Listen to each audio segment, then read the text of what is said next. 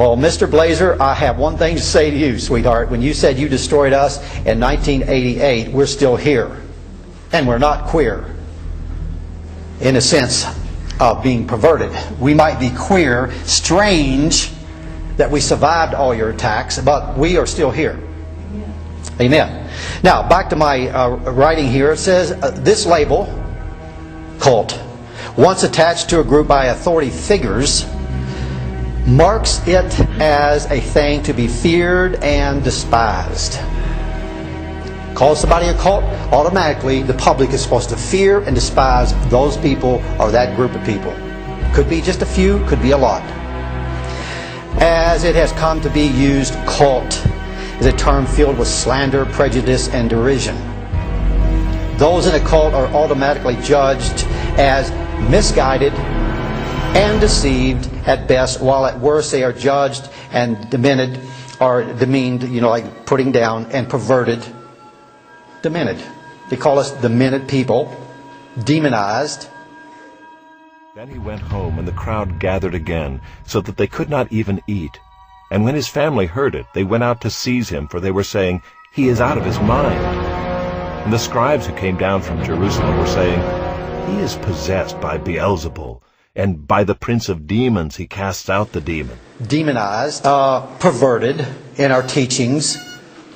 Well, it's funny that all of our enemies through the years have never once, ever once, mind you, give a Bible study on our beliefs. You can't find it anywhere where they point out that General Jim and my wife Deborah Green teaches false doctrine.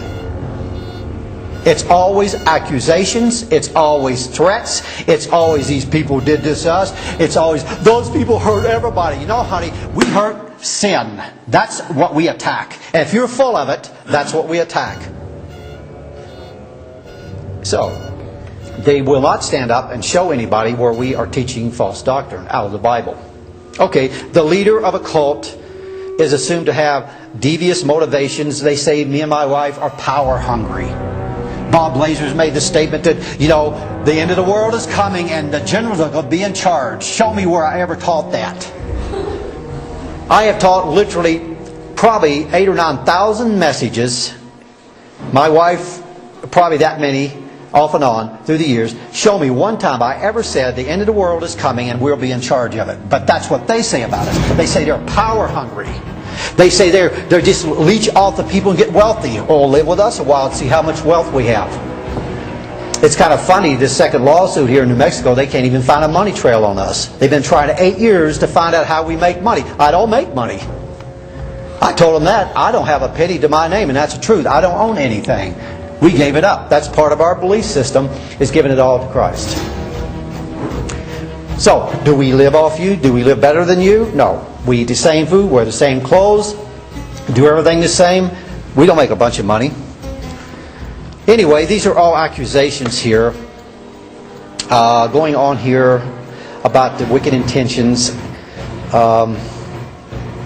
And an authority figure, whether it be government official or representative of law enforcement and high-ranking religious leader. We've dealt with all these people. We dealt with the FBI. We dealt with all governmental people at all levels in religion and in the state. We dealt with them all. Now, when the supposed 9/11 came and the government blew up those two buildings, murdered close to 3,000 people instead of the Muslims, the government did that. That was an inside job that I'll add to this list. All of a sudden, we were a terrorist group out here at Fence Lake making bombs. Because someone drove by out here on the highway and saw the lights on early in the morning. Well, how many people live in the country to get up early and turn lights on? But no, it's us. We were making bombs, so guess what?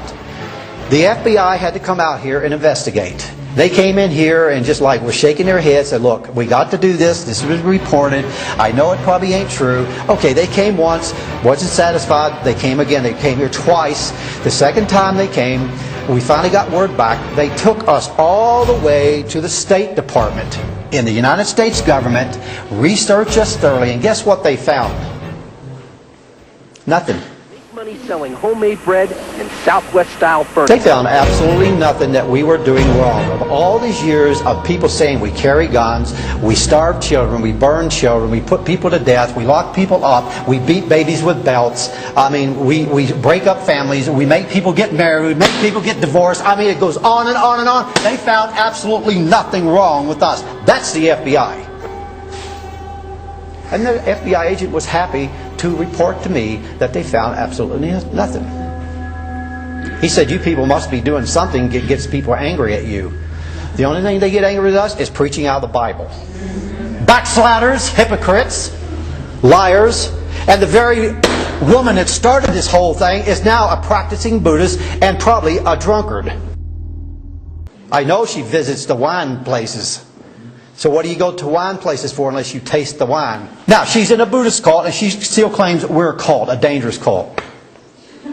She just switched gods from Jesus Christ to Buddha.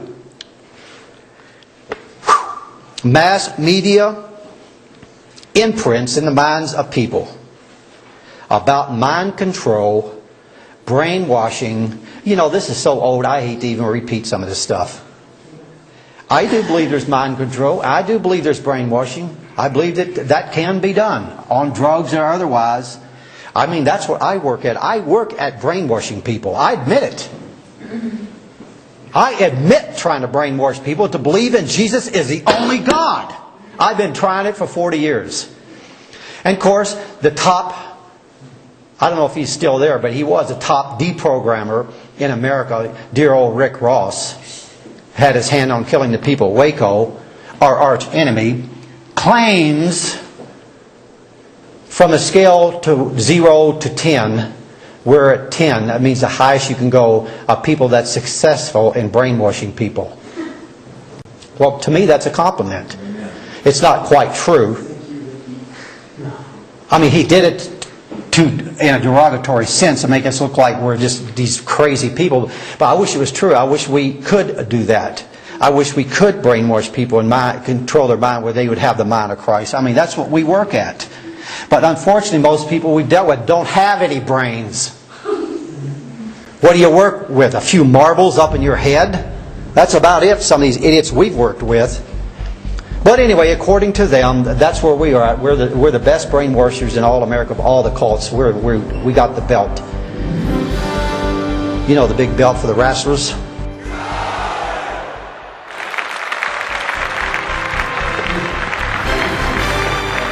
Okay, suddenly everybody knows who to point the finger at. The very accusation carries with it condemnation. As to be expected, the accused group becomes even more defensive and wary outside of scrutiny. The group's defensiveness and increasing security or secrecy, on the other hand, is interpreted by the status quo as evident of guilt. You know, this is absolutely funny. Forgive me for getting off the subject a little bit from what I had planned. You don't even know what I had planned, so it don't matter. This crap of being secret and secluded.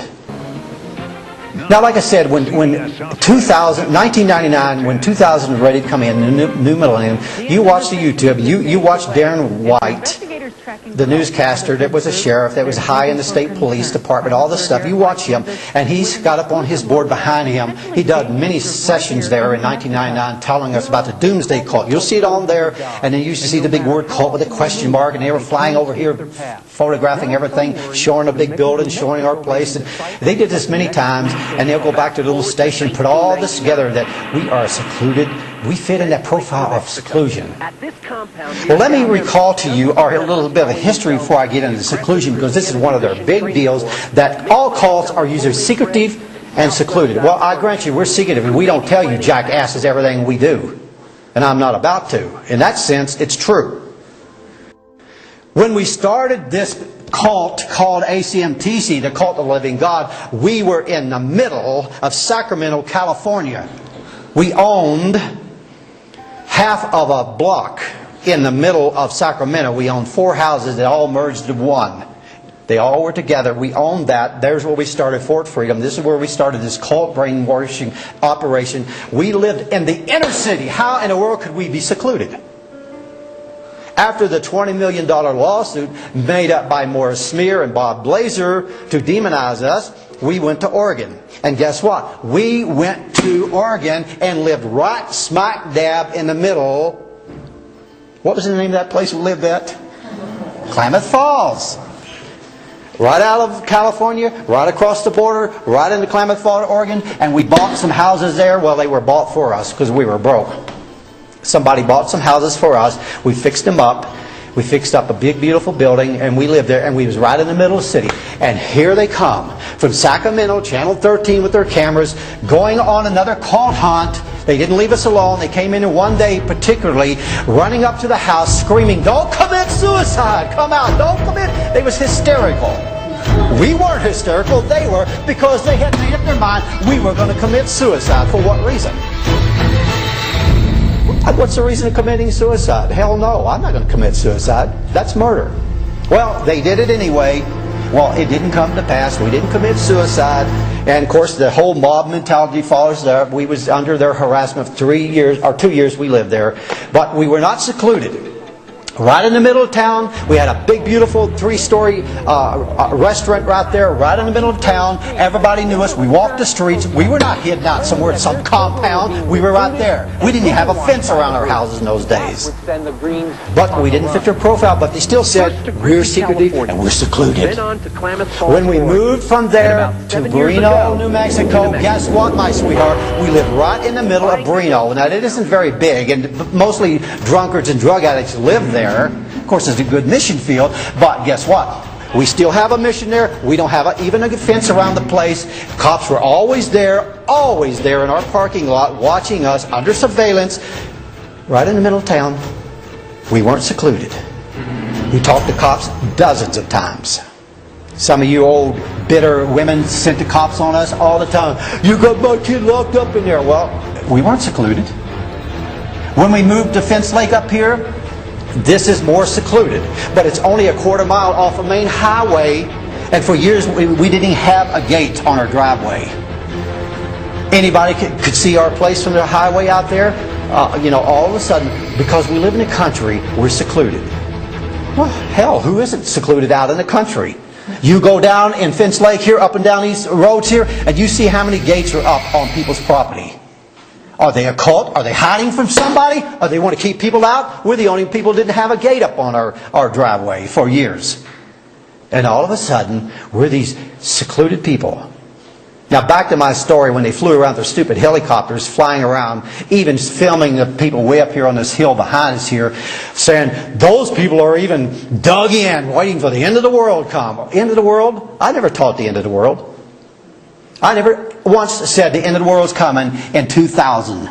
In fact, 1995 to on 2000, I was tearing that myth to pieces, that there is not going to be the end of the world. No one's going to be in charge of anything. The world is going to go on as it always has. It's just going to get worse. I'm right. They were all wrong. But to hear the newscasters tell it, we dug in, we're waiting for the end of the world, and we're going to all commit suicide. Style furniture. Could they be planning a mass suicide? This is how it goes. Now, this is all part of being labeled a cult. Mistrust and hostility escalates between accusers, the status quo of society, and accused, the so-called deviant group or cult. That dirty C word. It's as bad as, if not worse than the F word these days. Now, when those two darlings were on the National Geographic TV show in April of 2012, they was on 3 weekends in a row telling their pathetic boohoo story that we made them beat their babies with belts at 6 months old, that we locked this old bitter hag up in a shed for 6 months and gave her no baths, no water, she couldn't even change her sanitary napkins, and gave her 6 stale peanut butter sandwiches a day for 6 months. That's what was said on that National Geographic show for 3 weekends in a row. Look it up yourself and see if that's not what they're saying.